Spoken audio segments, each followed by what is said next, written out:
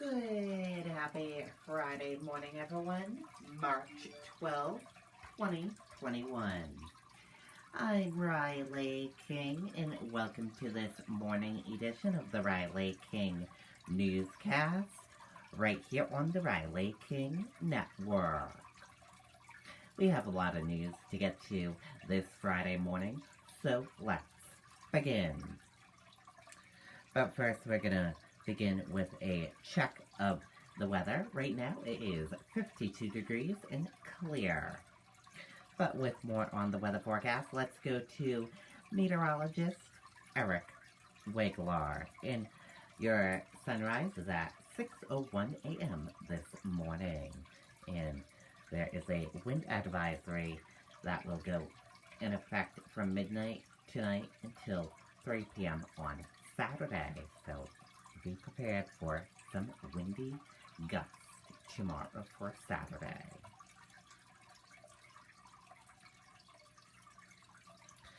But now let's go to meteorologist Eric Regler with a full weather forecast.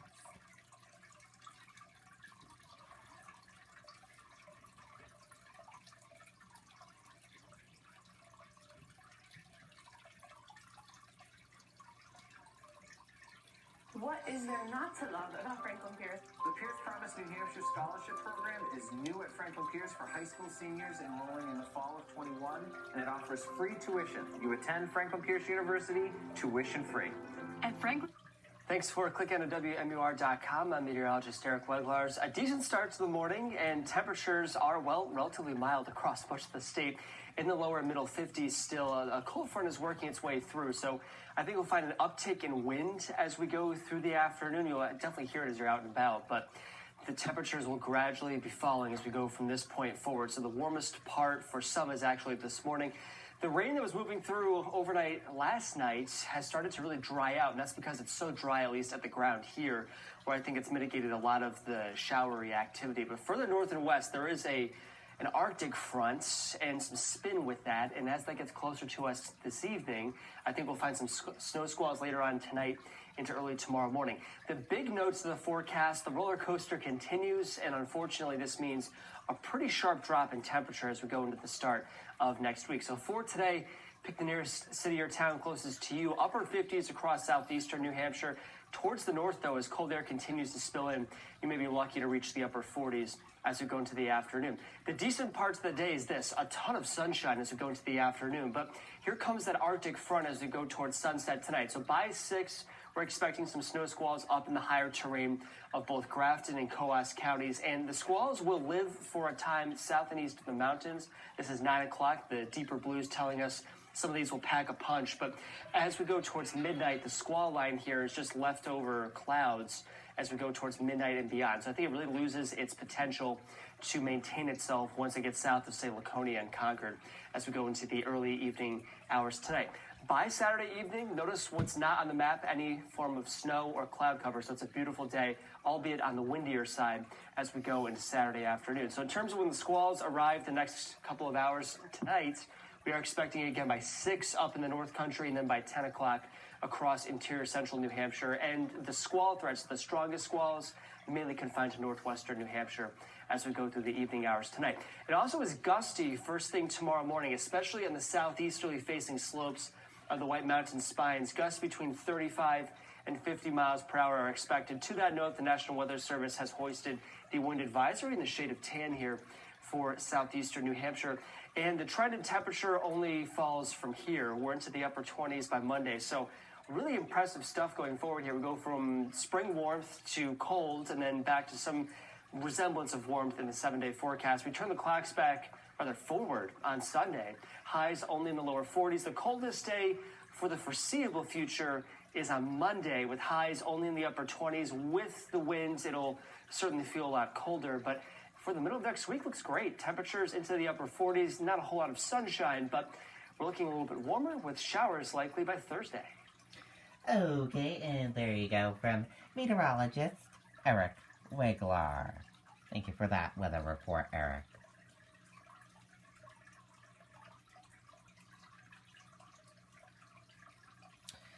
And now let's take a look at your COVID-19 numbers here in New Hampshire.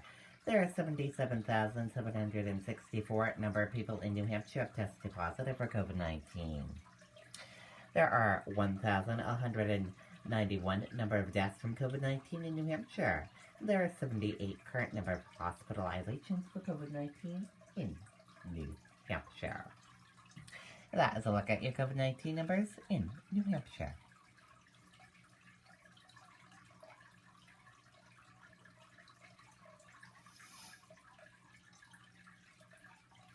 Four more Granite Staters die of COVID-19, health officials say. 4 more Granite Staters have died of COVID-19 as the current case and hospitalizations ticked higher, New Hampshire health officials announced on Thursday.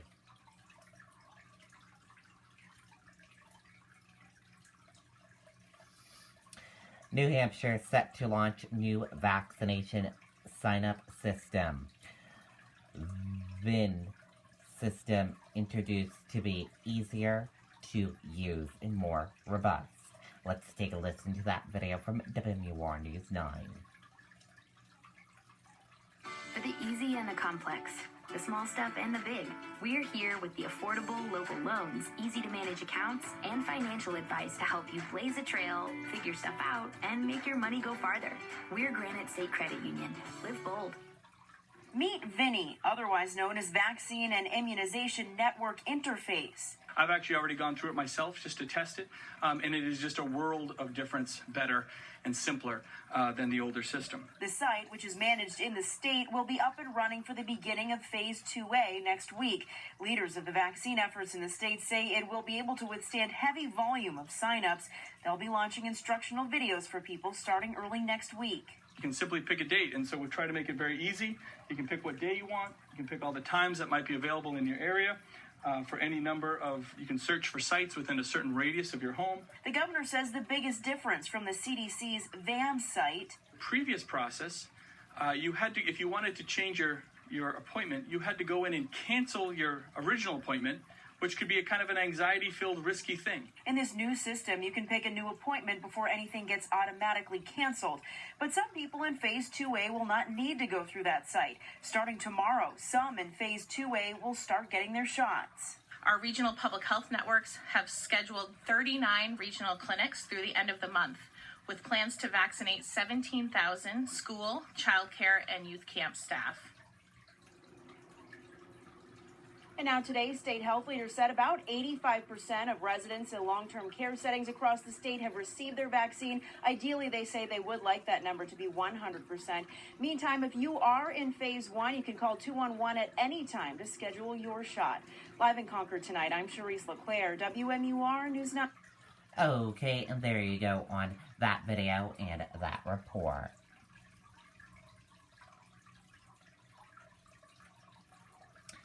Some COVID-19 restrictions eased for retail stores, salons, and restaurants. Travel requirements reduced from requirement to recommendation. Let's take a listen to that video from WMUR News 9. What is there not to love about Franklin Pierce? The Pierce Promise New Hampshire Scholarship Program is new at Franklin. Everyone's very excited about having karaoke back. Hours after the governor greenlighted karaoke, this was the scene at Saddle Up Saloon in Kingston. It's going to make a big difference. For a little while, when this first started, we thought we were out of business. They'll be able to have bands again, too, 3 members or less with a 10-foot buffer from the audience. That's what's been missing is the energy. Absolutely. So, yeah, I'm so excited that it's back, though. I'm hoping for a good year this year. That's what retailers are hoping for, too, now that they can go from half capacity back to the full 100%. It's vitally important. If you can't get customers in your store, you're not going to do the business. Safety measures like social distancing are still required, and the state's mask mandate is still in effect. But with case numbers dropping and vaccinations climbing, the governor says It's time. But we really just need to take these common sense steps to help these industries. We can do it in a safe way. But even with more restrictions lifted, retailers say it could take some time for some to feel comfortable coming back. As for Saddle Up Saloon, they are taking safety measures. Microphone covers. We bought an extra 20 microphones. We're not going to allow people to get up and dance. They're going to sit at their table still. But they're still belting it out. Monica Hernandez, WMUR News 9. Okay, and there you go on that video and that report.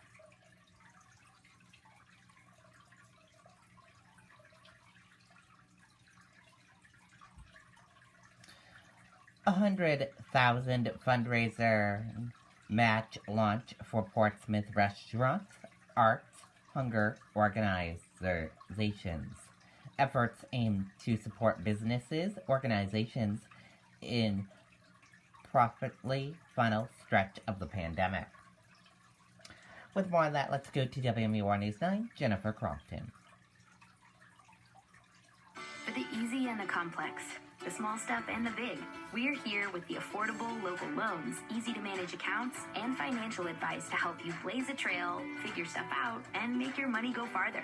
We're Granite State Credit Union. Live bold. The pandemic has hit Portsmouth arts programs and restaurants hard and more than doubled the need met by hunger relief organizations like Gather. Members of all those organizations, along with city leaders, meeting to kick off a fundraising effort at Enzio, a restaurant atop the AC Hotel that fittingly has donated some 13,000 meals during COVID. We're hoping that a lot of our brethren in the business community and a lot of individuals get together to put up money that we can match. Indeed, real estate and hotel developers Mark Stebbins and Jeff Johnston with the idea to match up to $100,000 in the Portsmouth Together 200 Challenge to bridge the need till summer.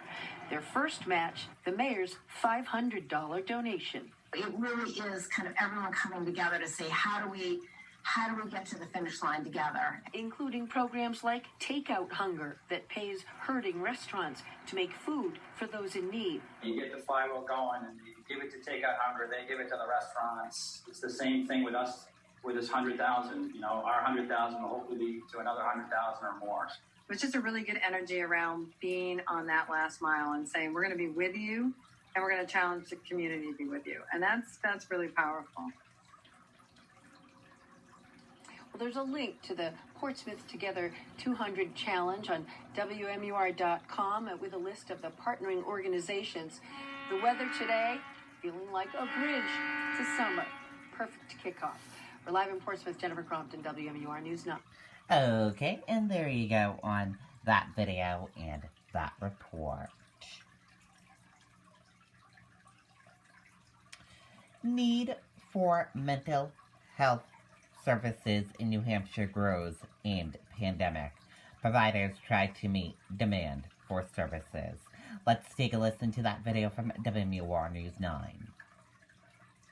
For the easy and the complex, the small stuff and the big, we're here with the affordable local loans, easy to manage accounts, and financial advice to help you blaze a trail, figure stuff out, and make your money go farther. We're Granite State Credit Union. Live bold.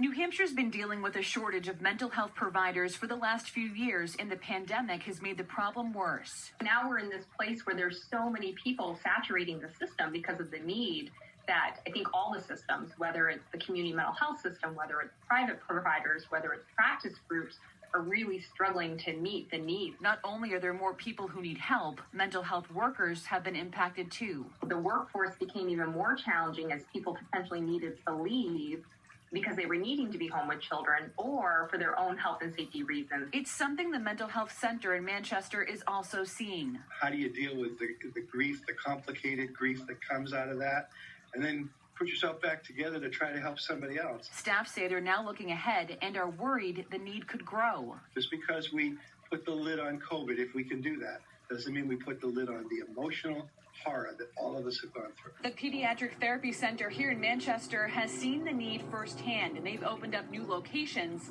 to help deal with it. It's always something that we've had a need for, but there's not a lot out there for kids, and the wait lists for what is out there are very, very long, and it definitely impacts the therapy that we do. Right now, they serve kids through age 18 to help with speech and physical therapies, but mental health services will be coming by May or June. Since COVID has hit our business, we've opened not one but two new locations during COVID, and it's just been a complete result of these kiddo school services. There's a huge breakdown there. There's a huge need, even more so than before. Christine Carosa, WMUR News Now.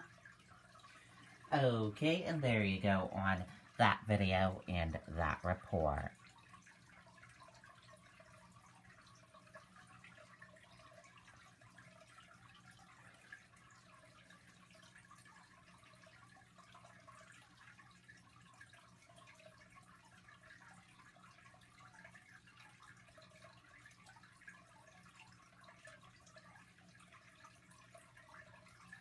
Calls for resignation grows against Governor Andrew Cuomo.